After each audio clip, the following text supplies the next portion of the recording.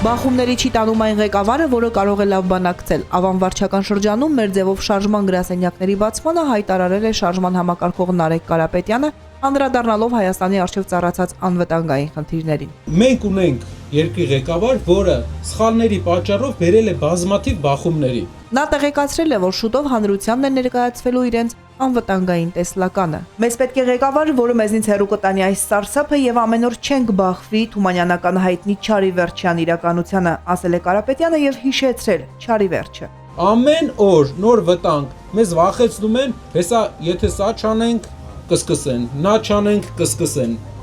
Ու տենց հիշում եք կկվի հեքիաթը, հայկական ժողովրդական հեքիաթ է, որ մի ձագիտ տուր, երկրորդ ձագիտ տուր, երրորդ ձագիտ տուր, տենց չի լինում։ Վերջում կանչեցին, հիշում եք, աղվեսին ով քշեց։ Այո։ Շնորհակալ եմ բոլորից։ Ուժեղ Հայաստան կլինի բոլորիս աշխատանքի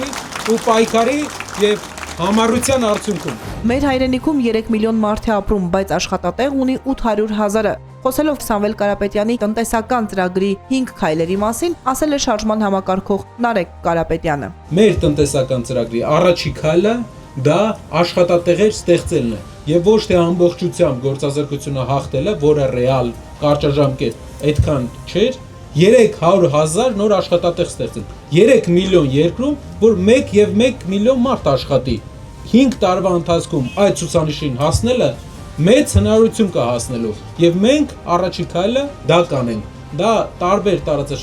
շրջաններում կլինի գործարանների շնորհիվ, Երևանում կլինի туриզմի շնորհիվ, բարձր տեխնոլոգիաների շնորհիվ եւ բժշկության գիտության զարգացման շնորհիվ։ Մենք ազատելու ենք փոքր բիզնեսը շրջանառության հարկից, ասել է նա, շարունակելով ներկայացնել ուժեղ Հայաստանի իրենց տեսլականը։ Ով արդեն ունի փոքր կրպակ, խանութ, վարսավիրանոց եւ շուկայում տեղ, նրանց ազատել հարկերից, որովհետեւ բոլոր Հայաստանի փոքր բիզնեսի հարկերը մեր բյուջեի շատ փոքր մասն են, 3% էլ չեն հասնում, բայց բոլորին հարկայինը վտանգ է ներկայացնում, մարդիկ անհանգստանում են, միշտ վտանգի զգացում ունեն եւ նաեւ զարգացմանն է խանգարում, որպեսզի այս փոքր ընկերությունները մեծանան։ 20% էժան դեղորայք, երաշխավորված բերքի մթերում գյուղերում եւ մատչելի բնակարանային ծրագիր։ Սրանք Սամվել Կարապետյանի տնտեսական ծրագրի հաջորդ քայլերն են։ Սա է մեր պատկերացրած ուժեղ Հայաստանը, ապահով, տանիքը գլխին,